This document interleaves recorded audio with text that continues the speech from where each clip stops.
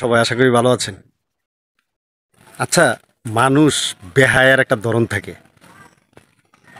হ্যাঁ, বেহায়া মানুষ এতটাই মানে বেহায়া হয়ে গেছে এখন, যেই বেহায়াটা মনে করেন সমাজ একবারে ধ্বংস বেহায়া। দেখেন, সীমা সরকারের স্বামীর সাথে ডিভোর্স হয়েছে আজকে, বেশি না হয় 4-5 দিন হবে।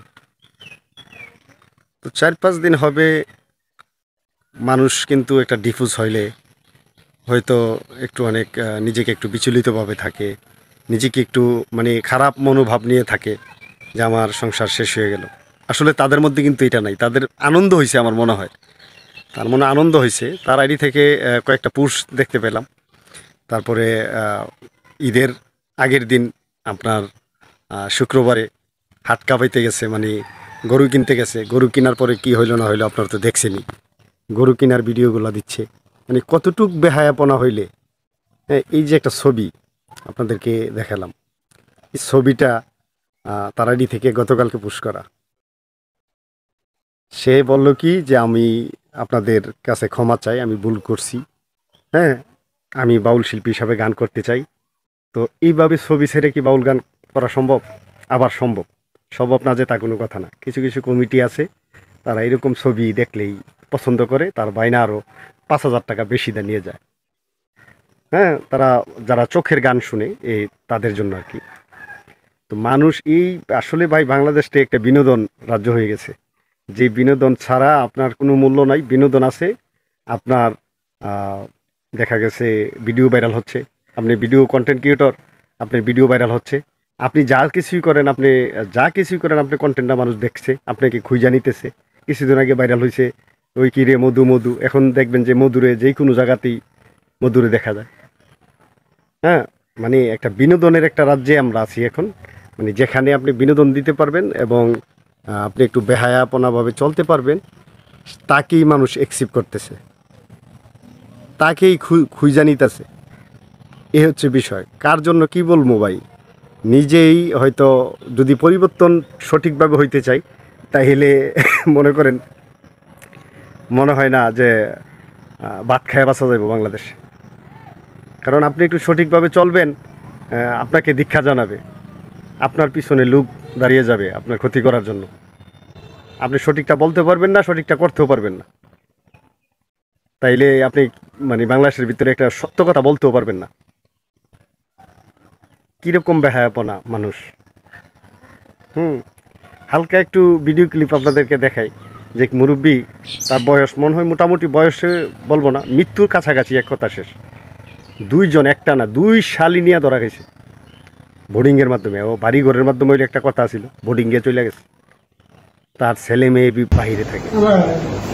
হ্যাঁ, প্রায় আছে। হালকা একটু দেখেন। দুইজনই ছেলে হয়। হ্যাঁ,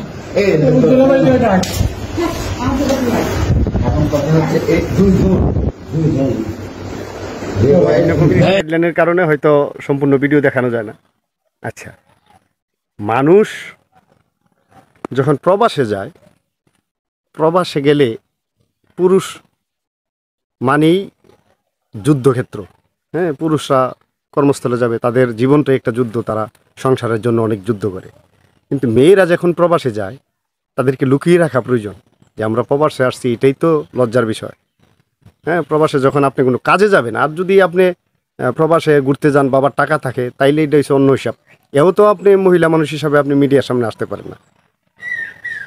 আপনি প্রবাসে গেছেন খাদ্যামার কাজ করার জন্য, মানুষের ঘরে কাজ করার জন্য, কিন্তু প্রথম দিন কফিলের সাথে কি হয়েছে না হয়েছে এটাও আপনার সোশ্যাল মিডিয়াতে বলতেছে। আসলে একটু একটু হালকা একটু আপনাদেরকে ভিডিওটা দেখাই, করলো, সালাম দিল, হালকা একটু, মানে বেশি তারপরে আমার রুমে নিয়ে দেখানো যাবে আসে। না। আনার পরে বিছানাটা ঠিকঠাক করে দেওয়ার পরে এনে আমার কুফিলে, মানে ম্যাডাম হ্যাঁ, ঘুমাই প্রথম গেছিল, রাতে তার সাথে কি হয়েছে, কেমনি কি হয়েছে, সবকিছু বর্ণনা সে অনলাইনে এসে দিতেছে। কফিল ওনার বোনকে সাথে করে নিয়ে তাইলে আপনি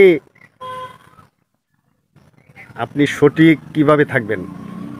আপনি যদি সঠিক থাকেন, যেমন আমি সঠিক থেকে যদি কোনো ভিডিও বানাই, আমার ভিডিওতে 10টা 5টা 50টা ভিউজের বেশি আসবে না, আসবে না। আর যদি একটু বেহায়াপনাভাবে, একটু বেপরদাভাবে, একটু অশ্লীলতাভাবে যদি ভিডিও বানাই, তাহলে আমার ভিডিওটা ভাইরাল হচ্ছে।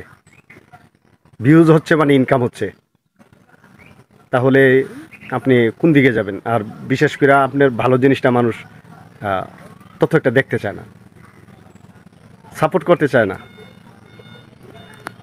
তো লাস্ট পর্যায়ে একটা কথাই বলবো, সোশ্যাল মিডিয়াতে আরও অনেক কিছু হচ্ছে, এটা আসলে আমরা বলতে চাই না, আপনারা অনেকেই জানেন, বলতে চাই না। লাস্ট পর্যায়ে একটাই বলবো, যারা বর্তমানে মাটির উপরে থাইকা মাটি কাঁপাচ্ছেন, যারা বর্তমানে মাটির উপরে থাইকা আপনি মাটি কাঁপাইতেছেন, কিন্তু একদিন এই মাটি আপনাকে কাঁপাবে, সেই দিনটা কিন্তু বেশি দিন নাই। সেই দিনটা বেশি দিন নাই, কয়েক সেকেন্ডের মধ্যে হইতে পারে, তখন কল্পনাও করতে পারবেন না যে আসলে দুনিয়াটা কি এত সহজ, মানে সোজা না। যারা মাটি কাঁপাচ্ছেন, একদিন মাটি আপনাকে কাঁপাবে, এটা মনে রাখবেন। প্রত্যেকটা মানুষ মরণশীল, কুল্লে নাফসি জাইকাতুল মউত, মরতে হবে একদিন। তাহলে একটু ইয়ে দিয়ে চলেন। আপনি নিজে যদি পরিবর্তন হন, আপনি একটা সুপারস্টার নায়ক, আপনি একটু পরিবর্তন হইলে আপনার ছবি যারা দেখবে, আপনার অডিয়েন্স যারা আছে, আপনার যে দর্শক আছে, তারাও পরিবর্তনশীল হবে। আমরা আগে যে ছবিগুলো দেখছি, অথবা আমাদের আগে যারা পূর্বে যারা ছবি দেখছে, মানে ছায়া ছবি যেটাকে বলা হয়, সিনেমা যেটাকে বলা হয়, ওই ছবির সাথে আমরা যখন দেখি তখনই মিল ছিল না। এরপরে আমাদের পরে এখন যে প্রজন্মটা চলতেছে, এখন কিন্তু আরও মিল নেই। তো যেমন মিল নাই, এমন আপনারা দর্শক থেকেও এরকম পরিবেশ পাচ্ছেন, এরকম আচরণই পাচ্ছেন। তো ভিডিওটা এত বড় করব না, ভালো থাকবেন। আজকে আপনি মাটি কাঁপাইতেছেন, মাটি একদিন আপনাকে কাঁপাবে, এটা মনে রাখবেন। শিবা সরকার বলেন, যেই সরকারই বলেন, এটা হচ্ছে বড় বিষয়। আপনি নায়ক হন, গায়ক হন, যাই হন, একটুখানিক ভয় রেখে চলাফেরা করুন। সবাই ভালো থাকবেন। আসসালামু আলাইকুম।